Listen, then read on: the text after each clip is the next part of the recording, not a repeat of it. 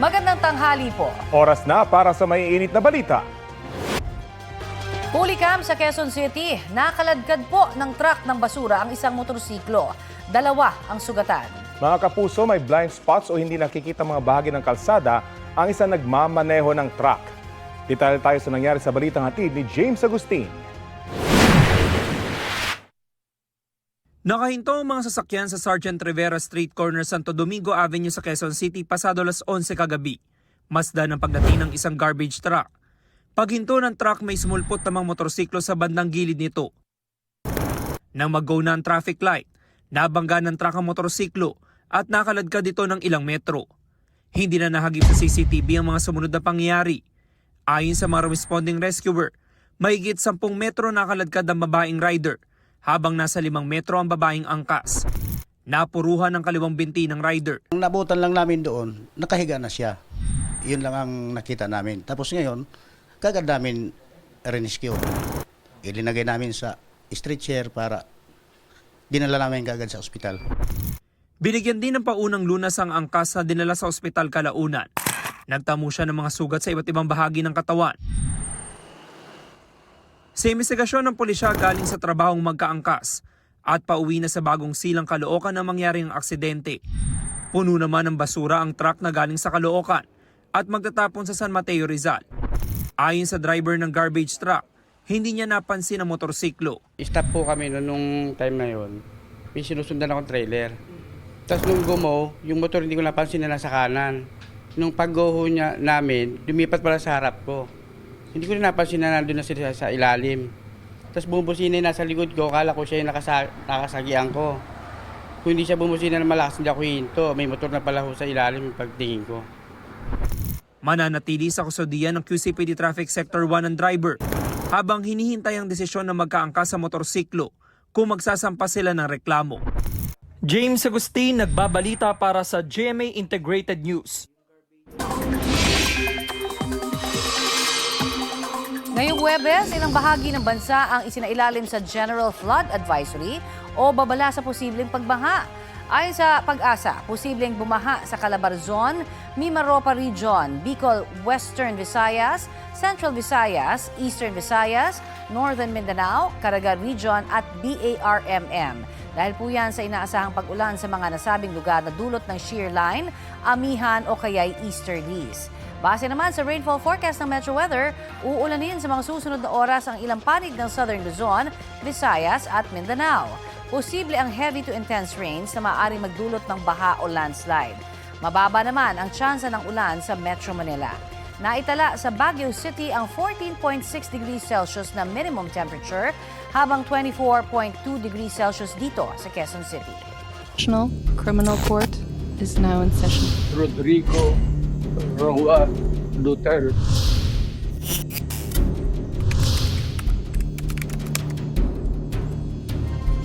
Pinayagan ng International Criminal Court Pre-Trial Chamber 1 ang prosekusyon at depensa na magsumiti ng karagdagang ebidensya para sa kasong crimes against humanity ni dating Pangulong Rodrigo Duterte.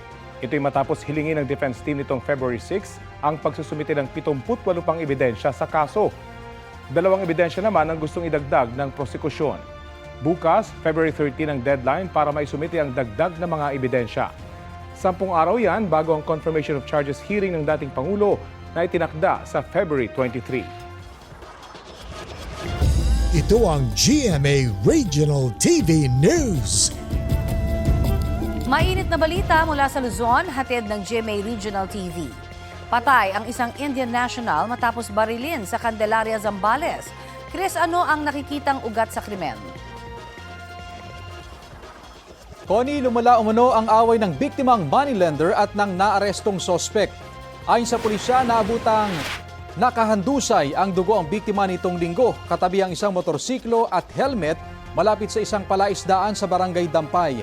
Nagtamo siya ng 6 na tama ng bala sa katawan. Matapos ang 2 araw, naaresto ang sospek nitong Martes sa bayan ng Iba sa Zambales pa rin. Sabi ng pulisya, dati na umanong magkaibigan ang biktima at sospek na nagkaalitan hanggang sa umabot sa pag-aaway tungkol sa negosyo. Walang pahayag ang sospek na nasa kustodiya na ng pulisya. Sinampahan siya ng reklamong murder. Dalawang itinuturong sangkot sa krimen ang tinutugis pa rin ng mga otoridad. Tumagilid naman ang isang taxi sa bahagi ng Asin Road sa Tuba, Benguet. Base sa investigasyon ng pulisya, galing Baguio City ang taxi na may sakay ng mga bakasyonistang taga Metro Manila. Pagdating sa may barangay Tadyangan, nawalan daw ng preno ang taxi kaya ito tumagilid. 6 ang sugatan, kabilang na ang taxi driver. Nasa maayos na silang lagay matapos na ma-rescue. Nagkaaregluhan na rin ang operator ng taxi at mga biktima. Wala pang pahayag ang taxi driver.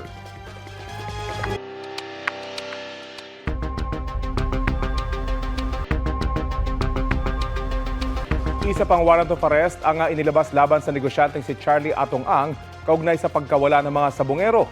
Inilabas ito ng San Pablo Regional Trial Court Branch 29 para sa kasong kidnapping and serious illegal detention. Non-bailable ang kaso, ibig sabihin, hindi pwedeng makapagpiyansa si Ang pati ang 5 iba pang akusado. Wala pang pahayag ang kampo ni Ang. Naon na lang naglabas ng arrest warrant ang Santa Cruz RTC at Lipa RTC para sa kasong kidnapping with homicide at isa pang kidnapping and serious illegal detention case ni Ang. At large pa rin hanggang sa ngayon ang negosyante. Nauwi sa gulo ang concert na yan sa fiesta sa Barangay Iponan sa Cagayan de Oro City. Kita sa video ang lalaking nakakap at jersey na isang vlogger na nakikipag-usap at selfie sa mga tagahanga. Maya-maya, dumating ang isa pang lalaki na naka-blue t-shirt naman at sinuntok ang ulo ng vlogger. Nabigla ang vlogger at lumayo sa lalaki. Ang ilan, hindi na nakapagpigil at pinagtulungang bugbugin ang lalaking nanuntok. Natigil lang ang gulo nang awati na sila.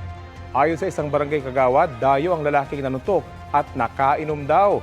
Ang vlogger naman, batay sa kanyang post, ay isinailalim sa CT scan at maayos ang kalagayan at walang pinsala. Hindi na rin daw siya magsasampa ng reklamo sa lalaking nanuntok.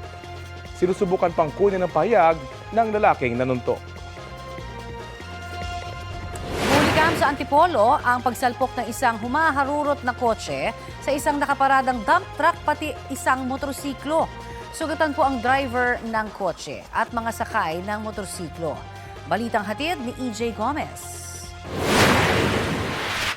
Kitang humaharurot ang isang sasakyan sa bahagi ng Marcos Highway sa Barangay Santa Cruz, Antipolo City, pasado alas 12 ng madaling araw noong Biyernes. Maya-maya pa, sumalpok ang sasakyan sa isang motorsiklo at nakaparadang truck ng basura. Humambalang ang kotse sa gitna ng kalsada. Ang driver, kitang nakahiga sa likurang bahagi ng sasakyan. Sinubukan siyang kausapin ng ilang nakasaksi sa aksidente. Hindi siya nakapagsalita at tumungo-tungo lang. Ang nadamay na motorsiklo, nagkawasak-wasak. Sa gilid naman na nakaparadang truck, sumalpok ang kotse. Rumisponde sa insidente ang Barangay Santa Cruz at Barangay Bagong Nayon. Pinagtulungang ilabas ng sasakyan ang 30 anyos na driver. Nakita po namin na 3 tao na yung isa nasa kotse, yung 2 na mag-asawa nasa kalsada na. Tapos yung motorist, total wreck na. Yung lalaki po, yung rider is nakahandusay po sa kalsada. Yung paa niya medyo nagkaroon ng damage o nagkaroon siya ng possible fracture. Sa investigasyon ng Antipolo Police, isang modified racing car ang sangkot sa aksidente. Ang truck sa gilid ng kalsada, nangongolekta raw ng basura nang mangyari ang aksidente. Tapos noong nandun na sa bandang pinagparadahan ng garbage truck, yung kotse is nawalan po siya ng control. Yun ang dahilan ng pagbangga niya sa doon sa motorsiklo at pati na din po sa garbage truck. Ayon sa 43 anyos na rider, pauwi na raw sana sila ng asawa niyang sinundo niya sa trabaho. Habang pauwi po kami, mga 30 lang ang takbo ko nun. Ngayon, nagminor ako dun sa area na yun kasi nga may dump truck, out truck ng basura na kumukolekta. Ang huli ko lang narinig kasi, yung tunog ng ng muffler ng sasakyan at saka lumalangit-ngit na preno. Yun, sa amin pala pupunta, kaya yun, natumilapot na kami. Nagtamo siya ng injury sa binti. Ang kanya namang asawa na angkas niya noon, kailangang operahan dahil sa tindi ng pinsala sa kaliwang binti. Sinubukan ng GMA Integrated News na kuna ng pahayag ang kaanak ng driver ng kotse pero wala pa silang tugon. Ayon sa Antipolo Police, nagkasundo ang dalawang panig isang araw matapos ang insidente.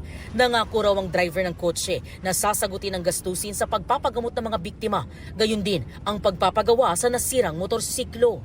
EJ Gomez, nagbabalita para sa GMA Integrated News.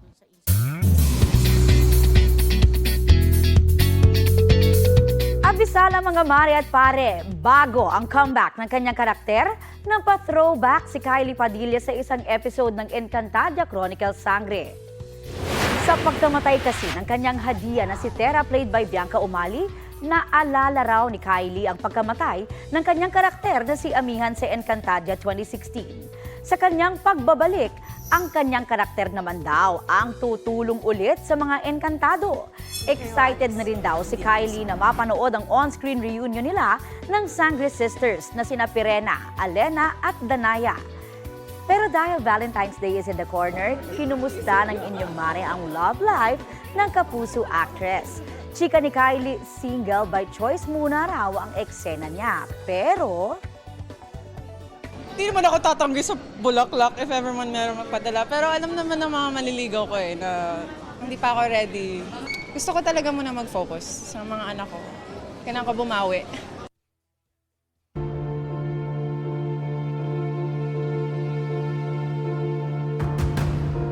Case build-up para kay dating House Speaker Martin Romualdez ang irerekomenda ng Senate Blue Ribbon Committee na nag-iimbestiga sa questionableng flood control project. Sabi ng chairman ng komite na si Senador Ping Lacson, ang rekomendasyon ay batay sa pahayag ni Orly Guteza na naghatid siya ng pera sa bahay ni Romualdez at ni dating Congressman Zaldi Co.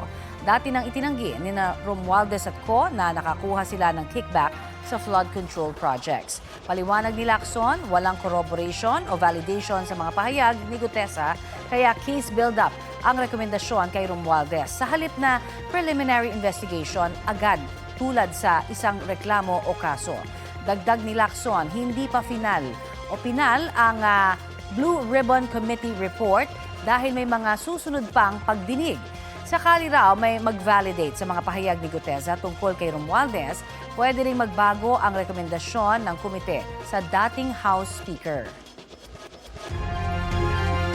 Ipinasasama ng Makabayan Black sa mga investigasyon sa flood control scandal ang isiniwalat ni ACT Teachers Party List Representative Antonio Tino na palitan ng text messages umano ni na Pangulong Bongbong Marcos at dating Undersecretary Adrian Bersamin.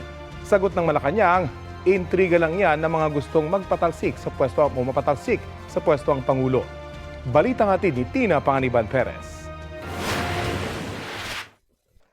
Pinatay at inilibing na ng Kamara ang impeachment complaints laban kay Pangulong Bongbong Marcos. Pero hindi pa sumusuko ang Makabayan Bloc na nag-endorso sa pangalawang reklamo laban sa Pangulo. Pinag-aaralan daw ng grupo kung paano pa magagamit bilang ebidensya laban sa Pangulo ang umano'y palitan nito ng text messages kay dating PLLO Undersecretary Adrian Bersamin noong nakaraang taon.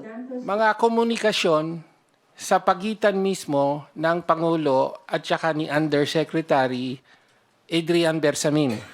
Ang lumalabas talaga ay siya yung personal runner, ibig sabihin utusan, bagman, Bersamin. Complete na po ang 7.122 delivery sa akin. Tapusin ko po computation today. That was March 24, from July 10, 2025. Ito nga yung nagpapaabot si Bersamin na meron pong cash delivery. Dadalhin natin sa 2 billion, dadalhin sa Nara residence. Okay? At ang sabi naman ng Pangulo, quote, sasabihan ko si June Baris. Quote. Sabi ni Tino, pwedeng ibangga ang umano'y text messages na ito sa pahayag noon ni dating DPWH Undersecretary Roberto Bernardo. I-correlate natin ito dun sa salaysay naman ni Bernardo na in March, meron siyang kinomplete na mga deliveries including one delivery of Is it around 2 billion? Ganon. In an armored van. Diba? Nang tanungin kung sino ang nagpakita sa kanya ng messages, sabi ni Tino, isa nga po si Congressman Liviste sa sources. Yes. Ipapakita rin niyo po ba sa amin yung pong text messages? Ako? Apa. Well, it's better that, for example, Congressman Liviste be the one. Bakit? Because he can explain the provenance of these records. Siya ang mas makakapagpaliwanag kung paano napasakamay sa niya ang mga records na ito. ayon pa kay Tino, alam rin daw ito ni Representative Egay Erice at iba pang kongresista. Sinisikap naming kumpirmahin ito kay Liviste. Ipinadala lang niya ang kanyang social media post na nagsasabing sa mga nagtatanong kung totoo bang may hawak siyang ebidensya, panoorin na lang daw ang mga pahayag ni na Representative Antonio Tino at Egay Erice. Sa isa namang text message, kinumpirma ni Erice na ipinakita nga ni Liviste ang sinasabing text messages ng Pangulo at ni Bersamin. Sabi ni Erice, natakot daw si Bersamin na maging fall guy, kaya gumawa raw ito ng affidavit sa bahay ni Liviste sa Taal, Batangas.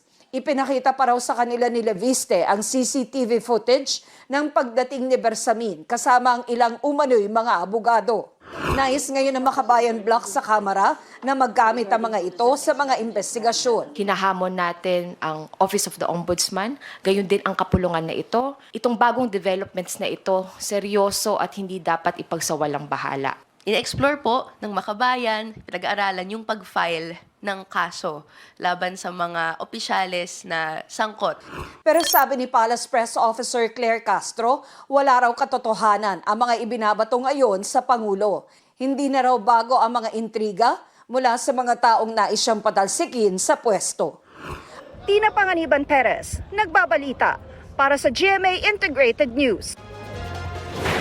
Kaugnay sa umano'y text messages ng Pangulo at ni dating AUSEC Adrian Bersamin tungkol sa flood control projects, kausapin natin si ACT Teachers Party List Representative at isa sa mga nag-sponsor ng impeachment complaint laban kay Pangulong Bongbong Marcos, Representative Antonio Tino. Magandang umaga at welcome po sa Balitang Hali.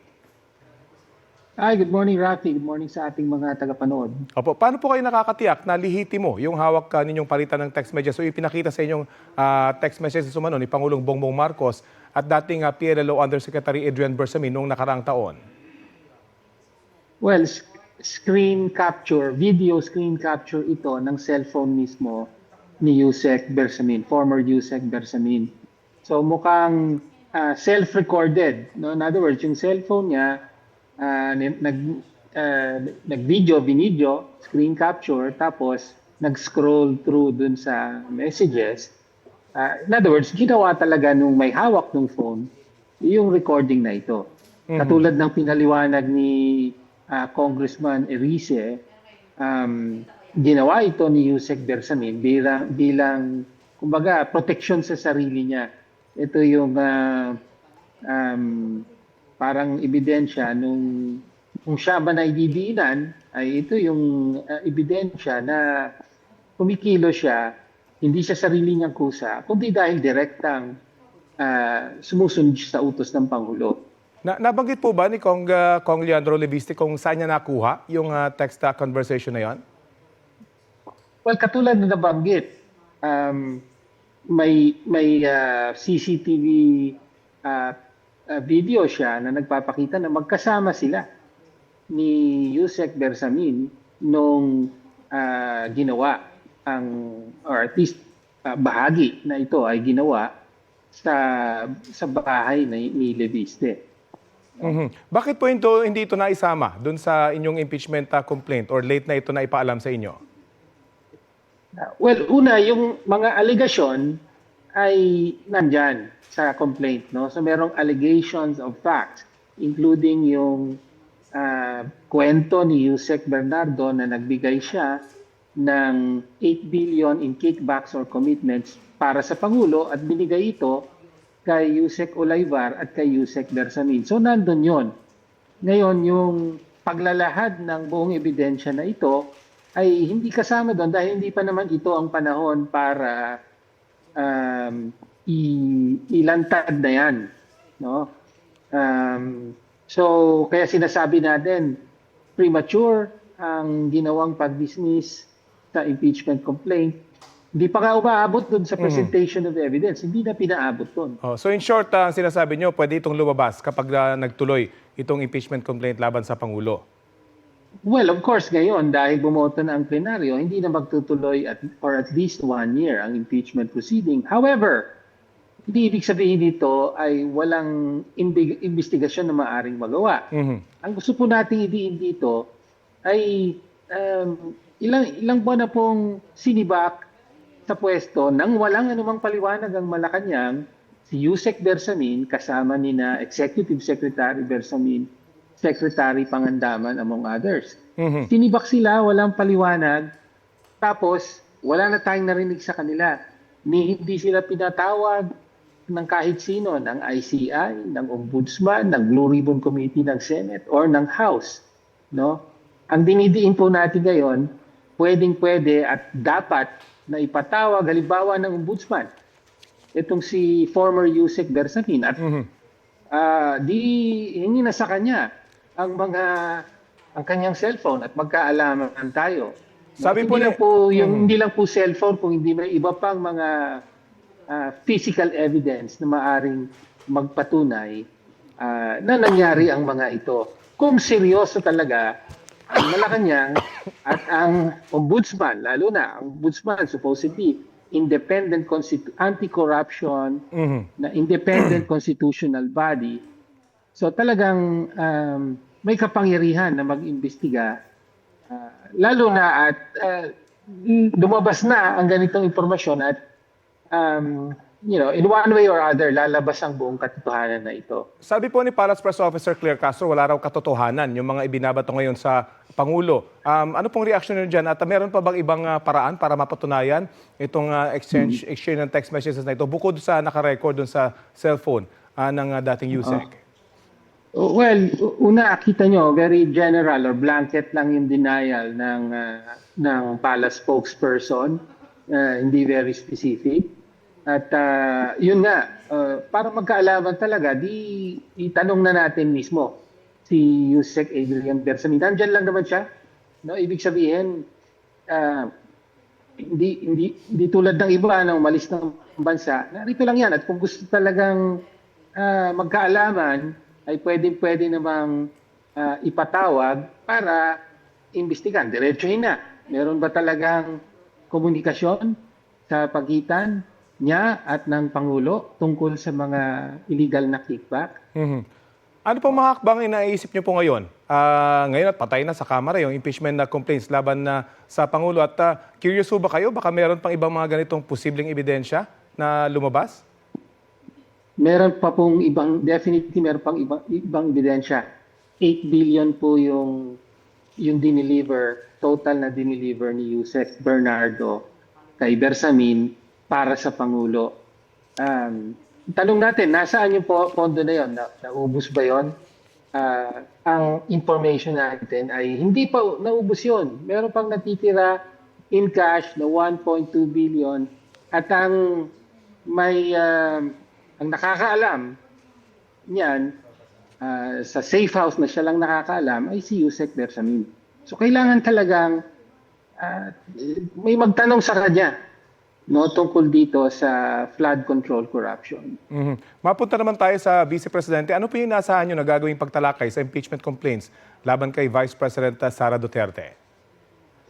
Well, iniintay natin na i-refer sa Committee on Justice yung mga at least 3 complaints na nasa Office of the Secretary General na ng House para makapagsimula na formally, ma-initiate yung impeachment proceedings laban sa Vice President. As you know, isa tayo sa mga endorsers ng isang complaint. So, asahan nyo na kung ano yung tutok natin doon sa impeachment complaint laban sa Pangulo, ay ganun din para dito sa Vice President. Dahil kailangan din managot ng Vice Presidente, hindi natin nakakalimutan to, kaugnay doon sa pagwaldas ng 612.5 million in confidential funds. Okay, maraming salamat po sa oras na ibinahagi nyo sa Balitang Halik. Maraming salamat. Magandang tanghali po. Yan po si ACT Teachers Party List Representative Antonio Tino. Susubukan po natin kunin ang panig ng mga binanggit ni Representative Tino. Ayan na. Ayan na po. Ayan na po. Ayan na. Ayan na. Lumabas mula sa ilalim ng tulay ang improvised na bangka na yan sa barangay NBBS, Dagat-Dagatan na Botas. Kabilang sa mga sakay nito ang isang lalaking hinuli dahil sa pagnanakaw ng cellphone. Base sa investigasyon, isang commuter na nag-aabang ng masasakyan ang nakakita sa pagtangay ng lalaki sa cellphone ng isang nagtitinda sa lugar. Nang tumakas ang suspect, hinabol siya ng nakasaksi hanggang nagpatulong na siya sa mga pulis. Sa ilalim ng tulay nagtago ang suspect.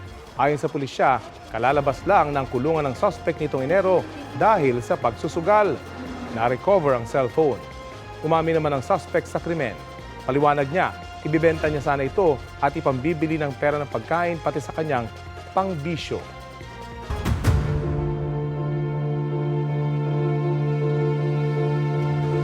Hiniling sa Department of Justice ni dating DPWH Bulacan Engineers Bryce Hernandez at JP Mendoza na huwag gamiting ebidensya laban sa kanila ang kanilang mga salaysay noong nag-a-apply pa sila sa Witness Protection Program. Sinabi raw kasi noon ng NBI na gagamitin lamang ito laban sa iba pang personalidad na iimbestigahan kaugnay sa flood control issue. Balitang hatid ni Joseph Morong, exclusive.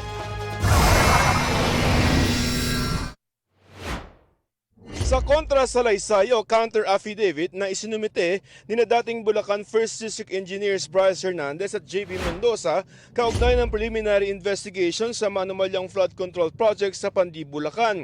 Hiniling nila sa Department of Justice na huwag gamitin bilang ebidensya ang kanilang mga sinumpaang salaysay na isinumite nila nung nag-a-apply sila para makapasok sa Witness Protection Program. Kabilang dito ang whistleblowers report na isinumite nila noong September 4, supplemental affidavit at panghukumang salaysay noong Oktubre.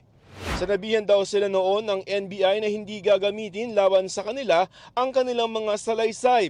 Pero sa halip, ang nangyari daw, ginamit daw ang mga ito bilang basehan ng kaso laban sa kanila. Dagdag pa ni Hernandez, tila nabudol daw sila at pressure lamang daw siya na pirmahan ang mga salaysay nang hindi pa niya ito nare-review.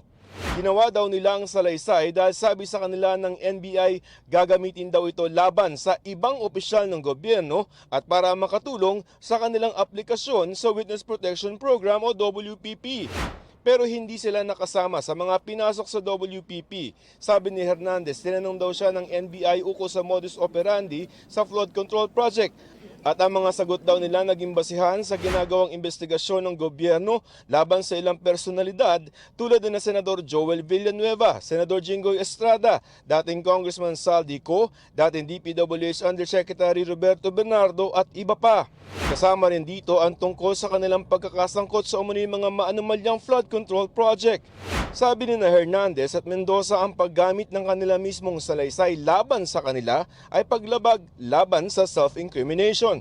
Kinumpirma ng kampo ni Hernandez na isinumit na sa DOJ ang affidavit pero hindi na sila nagdagdag ng komento dahil magiging unfair o hindi raw ito patas sa investigating panel at sumasailalim pa ang reklamo sa pagdinig. Ayon sa Department of Justice, may mga ilang kaso silang isinampa kaugnay ng mga manumalyang flood control projects ang gumamit ng mga testimonya ni dating DPWH Engineer Bryce Hernandez. I would say certain statements led us to those evidence. Kasi pira-pirasong ebidensya. Definitely, may mga nakuha at napulot na particular statements na nagamit sa mga kasong nakasalang. Pero may iba pa namang mga testigong inaasahan ang DOJ. Sa ngayon po, yung atin naman po mga witnesses, yung mga patuloy silang nakikipag-cooperate sa atin. Tumanggi naman magdagdag ng komento ang DOJ para hindi mapangunahan ang resulta ng preliminary investigation.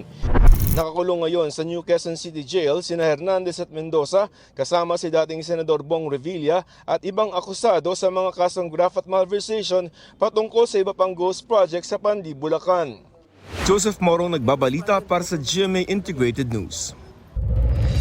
Ito ang GMA Regional TV News. May init na balita sa Visayas at Mindanao hatid ng GMA Regional TV. Huli cam ang pagsalpok ng isang van sa nakaparadang truck sa Basay, Samar. Sara, kumusta yung mga sakay ng van? Rafi, patay ang van driver at 3 niyang pasahero. Sa CCTV kita ang pagbangga ng van sa nakaparadang 10-wheeler sa gilid ng highway. Galing itong Borongan, Eastern Samar at bumibiyahe noon Patacloban, Leyte. 6 na pasahero naman ang nagtamo ng mga sugat. Tuloy ang investigasyon ng mga otoridad. Ayon sa pamunuan ng nirentahang van, magbibigay sila ng tulong pinansyal sa pamilya ng mga nasawi. Sasagutin din daw nila ang pagpapagamot ng mga sugatan. Dahil sa insidente, 30 araw na sinuspindi ng LTFRB Region 8 ang biyahe ng lahat ng unit ng shuttle service company na sangkot. Iniutos din na ipa-drug test ang kanilang mga driver. Patay ang isang lalaki negosyante sa Cebu City matapos ma-hit and run ng isang SUV. Sa kuha ng CCTV, naglalakad ang biktima sa gilid ng kalsada nang biglang dumating ang SUV. Tumilapon ang biktima papunta sa isang concrete post. Bago ang insidente, may nabangga ng nakaparadang kotse ang SUV. Parehong tinakasan ng driver ang pagbangga niya sa kotse at sa biktima. Nahuli naman siya nang tumagilid ang kanyang sasakyan. Ayon sa mga nakasaksi, lasing umano ang SUV driver pero nag-negatibo siya sa liquor test na isinagawa sa ospital 12 oras matapos ang huling insidente. Papanagutin daw ng Land Transportation Office ang driver na ngayon naka-hospital arrest. Ayon sa LTO, hindi nakapagpresenta ng lisensya at rehistro ang driver ng hinga ng traffic enforcers. Sinuspindi ang kanyang lisensya ng 70 araw. Wala pa siyang pahayag. Ito na ang mabibilis na balita. Bumangga sa poste ng kuryente sa Pasig ang isang dump truck. Matapos yan, mawalan umano ng preno ang truck na may kargang asfalto. Sugatan ng truck driver na walang pahayag. Wala namang ibang nadamay sa insidente pero nagdulot ito ng pagbigat ng trapiko sa lugar. Dahil din sa insidente, nawalan ng supply ng kuryente roon pasado 3:00 kaninang madaling araw. Puspusan na ang pagsasayos dito ng Meralco. Sa Cainta, Rizal, huli ka magpaghampas ng ilang beses ng isang senior citizen sa isang aso. Kita sa CCTV ang paglapit ng aso sa isang gate ng bahay roon hanggang maya-maya may isang lumapit na lalaki na caretaker ng bahay at pinaghahampas ang aso. Dadalhin pa sana ng isang nakasaksi sa veterinaryo ang aso pero namatay ito kalaunan. Maghain daw siya kasama isang animal rights advocate ng reklamo laban sa suspect. Depensa ng lalaki ng hampas, akma raw kasing kakagatin siya ng aso kaya inunahan niya na ito.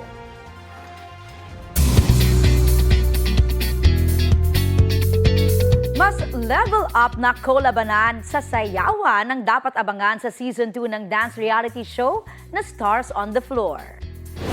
Chika yan sa inyong mani ng Dance Authority members ang Kapuso Total Heartthrob na si Raver Cruz at Dance Trend Master Coach Jay.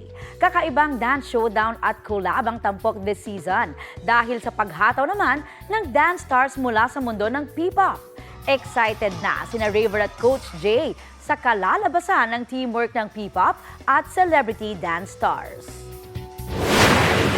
Iniisip ko, ano kayang kaya nilang gawin na walang microphone na hawak. Lagi ko yung sinasabi kasi mahirap din sing and dance. Pero eto kasi, makakapag-focus lang sila sa dance. It's up to them talaga para maipamalas kung hanggang saan or kung hanggang saan yung i-evolve pa ng galing nila. Kasi lahat naman sila magaling na. Magbabalik din bilang member ng Dance Authority si Kapuso Primetime Queen Marian Rivera. Si Asia's multimedia star Alden Richards ang host. Abangan naman ang nalalapit na reveal ng 5 celebrity dance stars na isang Kapuso leading man, isang multi-awarded actress, an heir to a dance royalty, Pinoy Pride, the K-pop group member at former member ng OG Filipino girl group. Mapapanood na sa February 15 ang Stars on the Floor Season 2 sa GMA.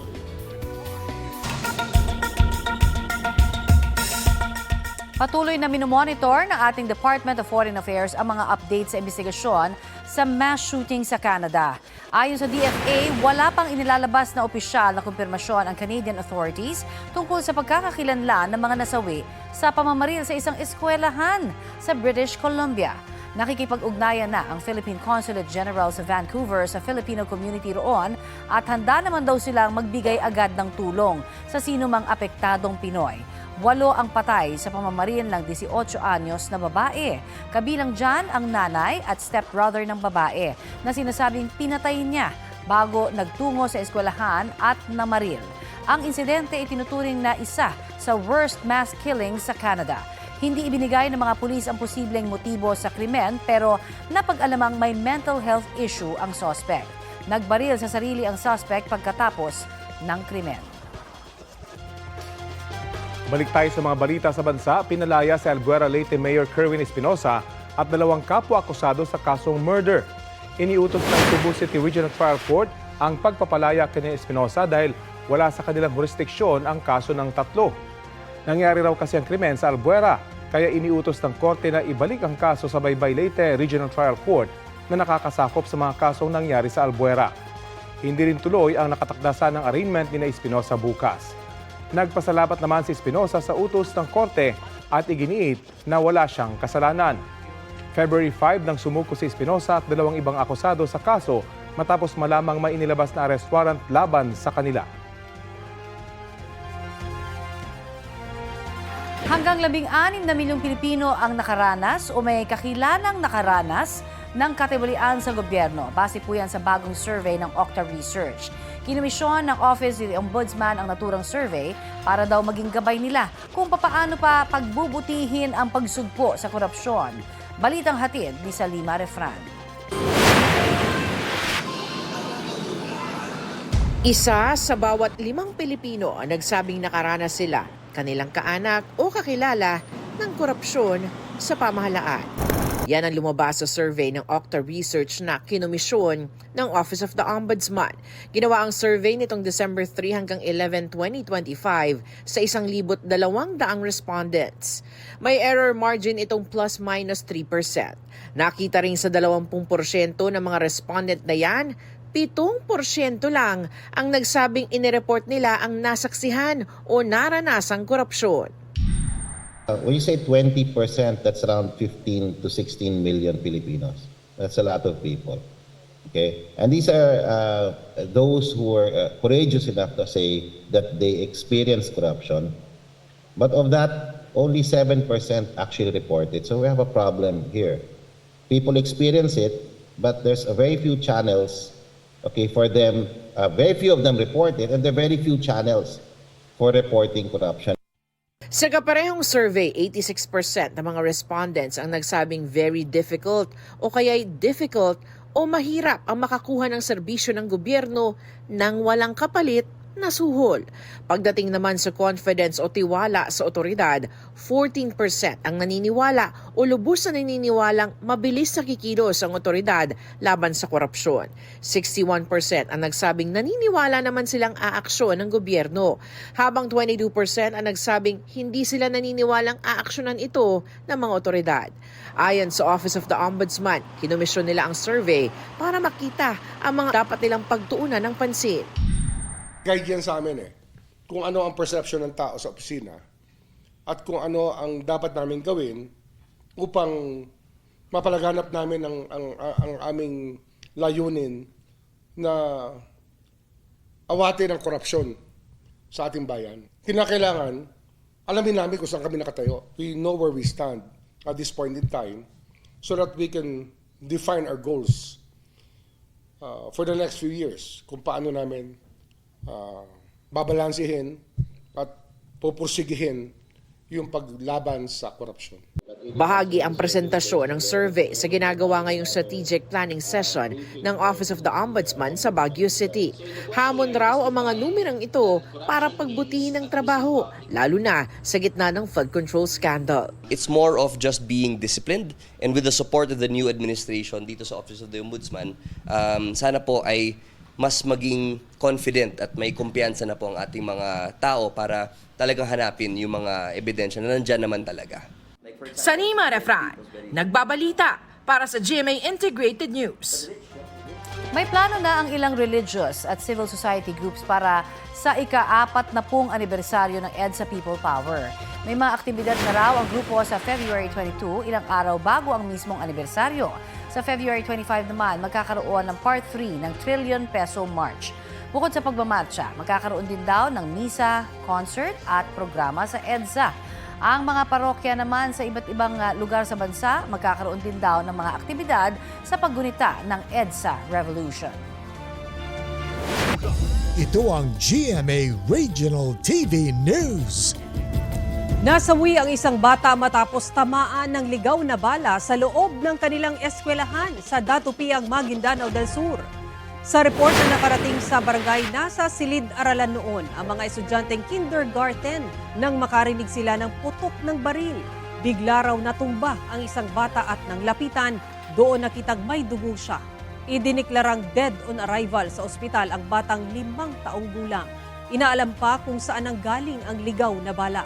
Kasunod ng insidente, nanawagan ang mga residente ng mas mahigpit na seguridad sa lugar para maiwasang maulit ang nangyari. Mahigit 100,000 pesos na halaga ng umano'y shabu ang nasabat sa Abukay, Bataan. Ayon sa Bataan Police Provincial Office, mahigit 16 na gramo ang hinihinalang shabu na nakumpiska sa buy bust. Arestado ang 3 sospek. Walang pahayag ang mga sospek na maharap sa reklamong paglabag sa Comprehensive Dangerous Drugs Act.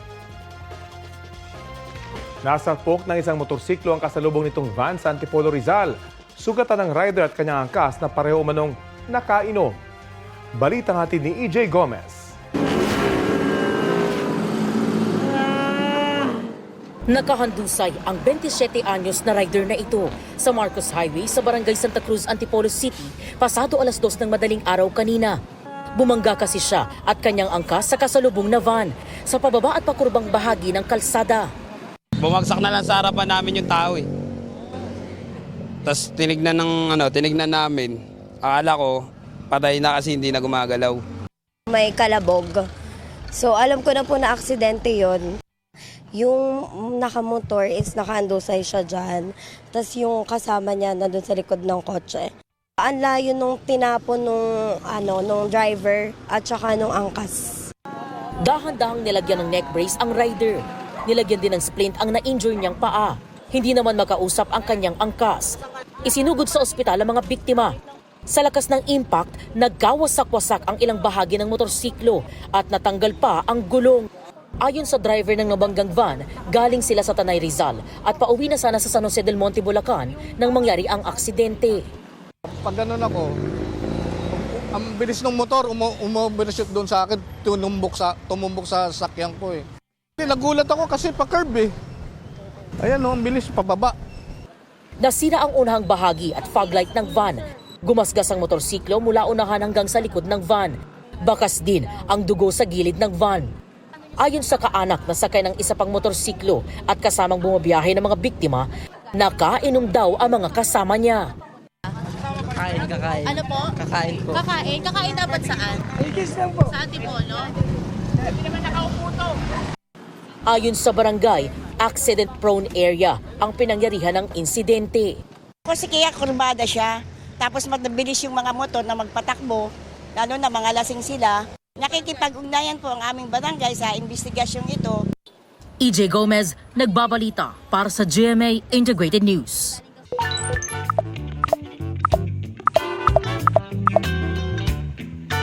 Sa SWS survey, 46% ang mga nagsabing happy ang kanilang love life. Yan na raw ang record low o pinakamababa.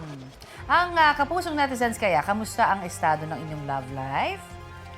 Heto sina Ina at Isa nakasama yata sa 54%. Wala nga ni silang love life. Si Rafi Tongoy, ay nako, kapangalan mo pa. Na friend zone na naman daw. Aray ko po. Na naman ha, yun naman, na naman. Si Liz, masaya raw kahit walang love life dahil #peaceful at unbothered. Very good. Biro naman ni Art Gabriel, Ano ba yung love life? Nakakain daw ba yun? Oh, di ba? Ang sakit naman nitong report na to. At 46% low na talaga yun, Baka naman kasi busy sa trabaho, mga ganun. Pwede. Or kaya talagang nag-i-emote ngayon, hindi ba? Career first, ganyan. Correct. Oo. Pero ang love life, hindi lang naman sa ano yan sa mag-girlfriend, boyfriend, Tama. di ba? Basta ka nakakaramdam ka ng pagmamahal, may love ka na sa buhay. Ayan, Diba? tandaan ninyo ang mga payo ni Kuya Rafi. Mga kapuso, makisali rin po sa aming online talakayan sa iba't ibang issue. Kung may nais din kayo maibalita sa inyong lugar, mag-PM na sa Facebook page ng Balitang Hali at Newscoop.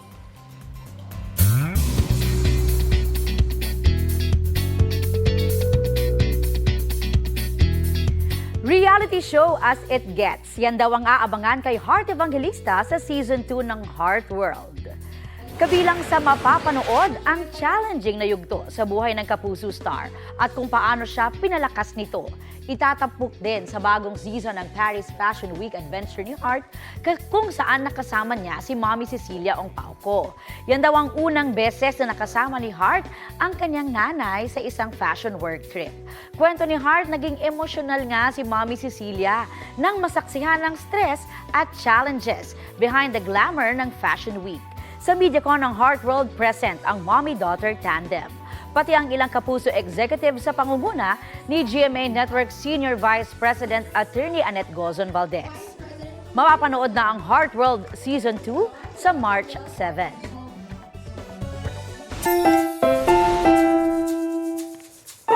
Eto na naman tayo, ha? For today's video, bida po ang isang alagang aso sa Caloocan na parang tao raw kung mag-attitude. May kakaiba eksena kasi ang aso habang nagtatrabaho ang kanyang amo. Patingin nga kami ng captured moment na yan.